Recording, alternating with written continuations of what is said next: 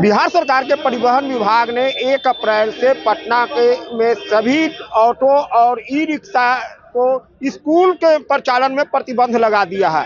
हालांकि यह नियम पहले से लागू किया गया था, लेकिन 1 अप्रैल से यह पूरी तरह प्रतिबंध लगा दिया गया है और इसके लेकर पुलिस मुख्यालय में सूचना दी गई है। सभी थानों को अलर्ट किया गया है। अब इसको लेकर टेम्पू चालक और ये ऑटो रिक्शा चालक जो है आंदोलन पर उतर गए हैं। हम अभी गर्दनीबाग धरना स्थल पर हैं और यहाँ देख सकते हैं कि बड़ी संख्या में तो ऑटो और ई रिक्शा को लेकर चालक लोग यहाँ धरने पर बैठ गए हैं और पूरी तरह सरकार का विरोध कर रहे हैं। तो इस आंदोलन को हवा देने के लिए और इस आंदोलन को तेज करने के लिए जो विपक्ष के विधायक हैं वह लोग भी पहुंच गए हैं। हमारे साथ फुलवारीशरीफ के विधायक गोपाल रविदास जी। गोपाल जी, ऑटो चालक के समर्थन में है क्या? देखिए, हम इनके साथ कंधे से कंधे मिलाकर लड़ने आए, सिर्फ समर्थन नहीं है, पूरे महागठबंधन इनके साथ में लड़ने के लिए तैयार है। गोपाल रविदास सीसी की लड़ाई के लिए आए हैं। इनका लड़ाई जायज है, मांग जायज है कि पूरा जो है 4000 ऑटो चालक जो छोटे बच्चों को, जो परिवार के आते हैं, मजदूर क्लास के आते हैं, उनको ढोने का काम करते हैं और सबसे सस्ता श्रम के जरिए उनको पहुंचाते हैं स्कूल में, उस पर भी सरकार रोक लगाने का काम कर रही है। इसका मतलब क्या है? ये सरकार मजदूर विरोधी है, ऑटो चालक विरोधी है, मध्य वर्ग के विरोधी है। तो इस विरोधी सरकार को अपना तानाशाही जो फरमान है वो वापस लेना पड़ेगा। जब तक वापस नहीं लेंगे ये लड़ाई चलते रहेगा और लाठी चले चाहे गोली ले गए, हम साथ में लड़ रहेंगे। परिवहन विभाग ने कहा तो हवाला दिया है कि सुरक्षा को लेकर किया गया। सड़क सुरक्षा कई बार सड़क हादसे हुए हैं ऑटो से और बच्चे के। जहाँ ऑटो नहीं चलता वहाँ कैसे एक्सीडेंट होता है बताइए तो? जहाँ ऑटो रिक्शा नहीं चल रहा वहाँ एक्सीडेंट हो रहा है कि नहीं? 2 मिनट। ये सरकार जो है अपने कर्तव्यों में विफल है और ये सरकार अपने कर्तव्यों में विफल है और दोष मढ़ना चाहता है मजदूर लोगों को। मजदूर तो सेवा कर रहे हैं, व्यवस्था उनको नहीं करना चाहिए, ट्रैफिक व्यवस्था उनको करना चाहिए और न कि पूरा काम ही धंधा रोक दिया जाए। अभी आपने सुना ना कि पटना विश्वविद्यालय में एगो मर्डर हो गया तो हॉस्टल बंद कर दिया। सबको हॉस्टल बंद करने का निदान है? कोई रोड एक्सीडेंट हो रहा है तो उसके समस्या के बैठमल के निदान रोक ही दीजिएगा।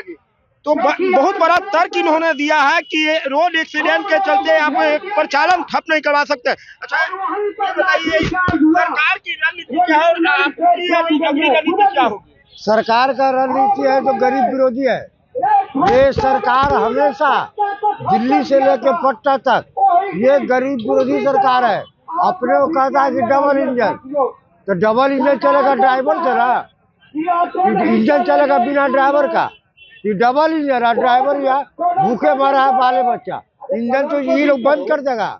बिहार में आने वाले चुनाव में ये ड्राइवर लोग दोनों इंजन को बंद कर देगा, इनका बोरिया बिस्तर बांध देगा, वही सरकार को लाएगा जो गरीबों का हितकारी होगा, जो गरीबों के पक्ष में खड़ा होगा, मजदूरों के पक्ष में खड़ा होगा। वैसा सरकार बिहार में आने वाले दिन में बनेगा।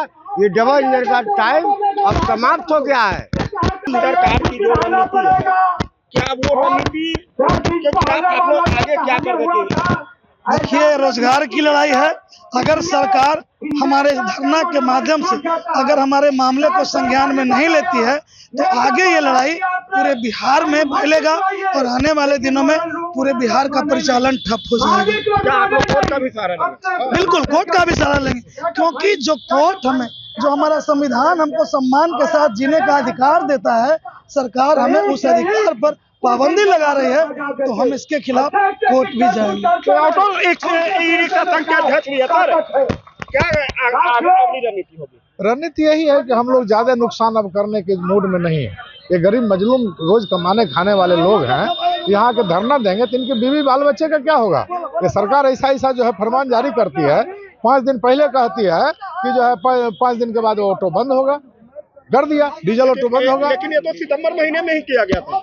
सितंबर महीने में जो हुआ, जनवरी में एक बैठक हुई कि ई रिक्शा को हटाया जाएगा, फिर जो है 25 मार्च को बैठक हुई, ऑटो रिक्शा को हटाया जाएगा, और 25 को ये खबर आई कि ऑटो रिक्शा और ई रिक्शा दोनों को हटाया जाएगा। एक लाख सवाल है, आपने तो कहा कोर्ट जाएंगे, लेकिन कहीं न कहीं क्या लगता है कि सिर्फ ऑटो रिक्शा वाले पर फोकस है, क्योंकि सड़क सुरक्षा तो अन्य गाड़ियों से भी होती है, आखिर वजह क्या है? कहीं पूंजीपति लोग हैं जो बस मालिकों पे इसका दबाव तो नहीं है? बिल्कुल बिल्कुल, अच्छा सवाल आपने उठाया है। हमको सब्सिडी देने की बात थी 40,000 की, सीएनजी में गाड़ी कन्वर्ट कीजिए, कितना को मिला? लेकिन बस में 7.5 लाख रुपया पूंजीपतियों को अनुदान देके और सरकारी पैसे का गबन हो रहा है। नीतीश कुमार घूसखोर है, ये जो 7 लाख दे रहे हैं तो 2 लाख उनसे ले भी रहे हैं, वो कौन देखने जा रहा है?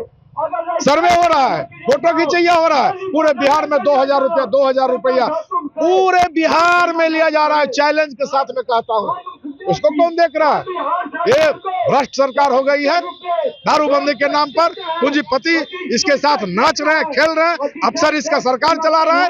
ये इसका मानसिक संतुलन खो गया है, आप लोग देखते होंगे, इसका मानसिक संतुलन खो चुका है। और ये चालक के साथ की लड़ाई, ये बहुत ही अच्छी लड़ाई नहीं कर पाएंगे। हम लोग कोर्ट जाएंगे, बिल्कुल जाएंगे। क्या नाम है आपका? नवीन मिश्रा। ये नवीन मिश्रा है, ऑटो ई रिक्शा चालक संघ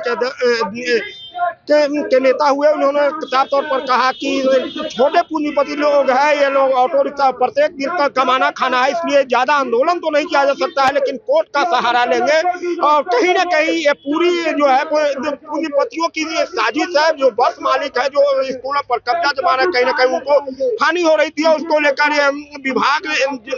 विभाग और पूंजीपतियों की मिली भगत से यह निर्णय लिया गया है। परमानंद सिंह, एबीपी न्यूज़, पटना।